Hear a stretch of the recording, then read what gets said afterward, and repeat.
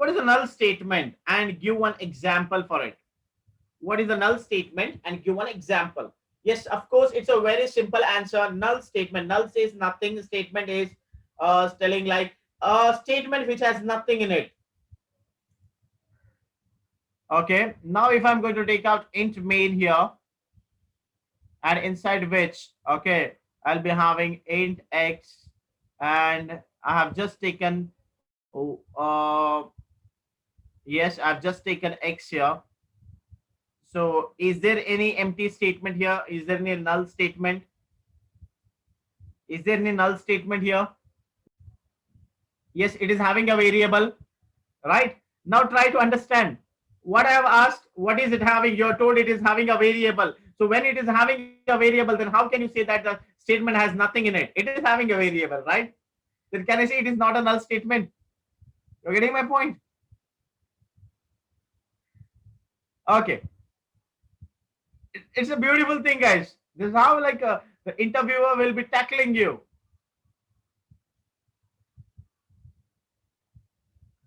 The questions will be asked from the answers what you have given. So you need to be very careful while answering the question. Counter question will be asked on your answers itself. So it's up to you how well you're going to answer and how you want to direct the interview to.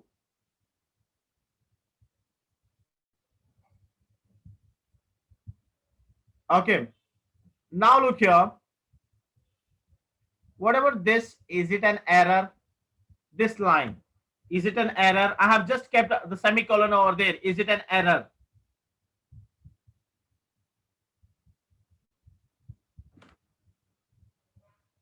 Yes, guys, is it an error? Please respond with yes or no.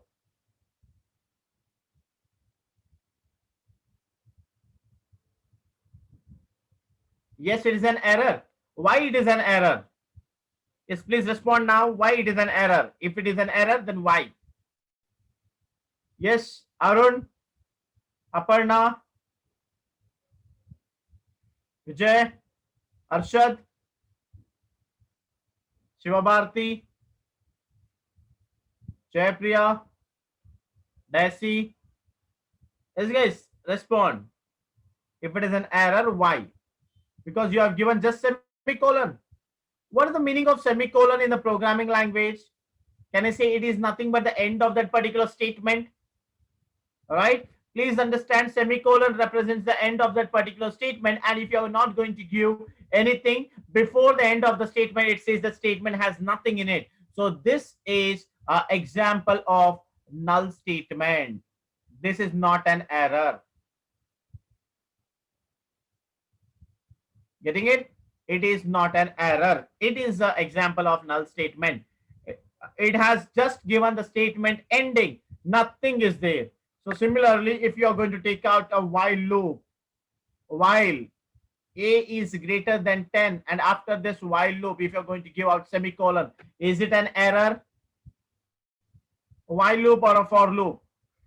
So if I'm going to take out for a equals to 0, a less than 10, a plus plus, and ending with a semicolon, is it an error in this? It is not having any error because you are providing the while loop, and after while loop the condition says you have to give out, okay, the syntax says you have to give out a statement or set of statements of this while loop. So if you're not going to give out any set of statement, it will keep on checking the value whether a is greater than 10, and it will never stop.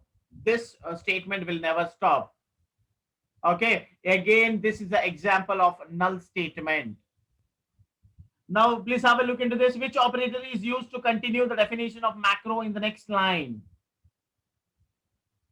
Definition of macro in the next line. Let us assume like you have taken has defined, I am a programmer. Okay. You want to give out a message or text. Let us assume like you want to give a text. And what is the text? I, okay, am a, but you have to give a programmer in the next line. Programmer. So if you are going to give it in this format, it will give an error. All right. it will give an error because you have defined text is nothing but I am a programmer. But you cannot stop at any point because you have started with a double quotes but you have not ended. It is going to give an error. Now how you are going to rectify this error? Just need to give a slash here. Give a slash. This is the answer here. Okay. Just need to give a slash. Backward slash is used. Backward slash is used to shift the command or to continue the definition of the macro in the next line. Yes, this you might have not heard about. Which operator is used to receive the variable number of arguments for a function? Variable number of arguments for a function. Yes, if you're going to call any function, of course it will be having, let us assume like you're sending any function call by telling like add a and b. So it will search for a function which has the two integer or two floating point, whatever the thing you are going to send, whatever the properties of a and b is there. It will search out for void add or int add integer a and integer b, and it will go to that function. All right. But they are asking variable number of arguments. You're calling the function with two arguments once. Next, you're calling the function with three arguments. Next, you're calling the function with four arguments. Is it possible? If it is possible, which operator is used?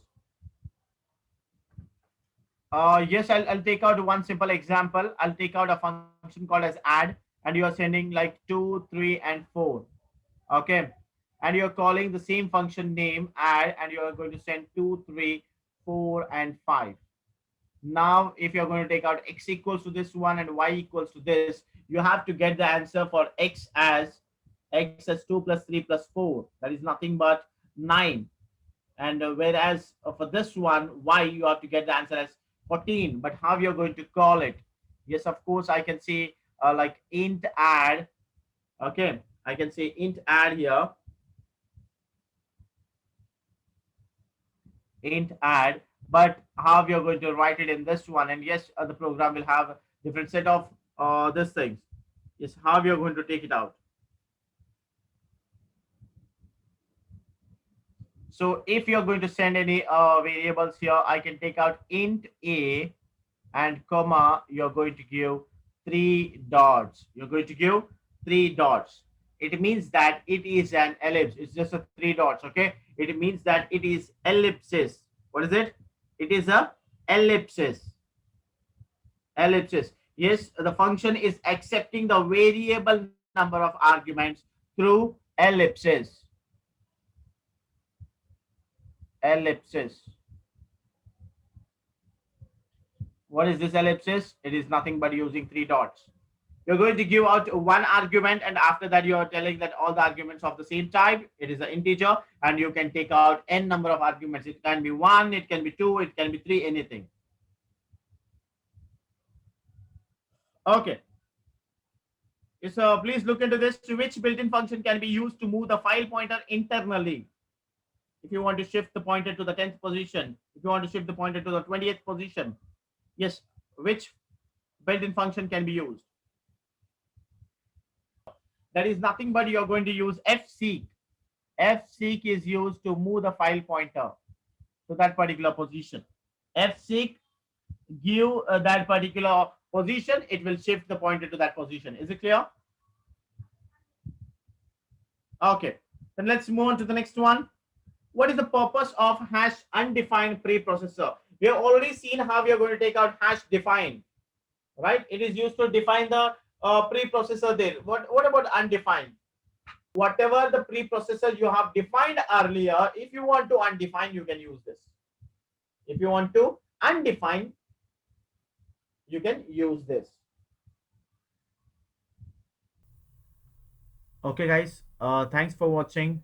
And for more updates on similar videos, don't forget to subscribe my YouTube channel. Thank you.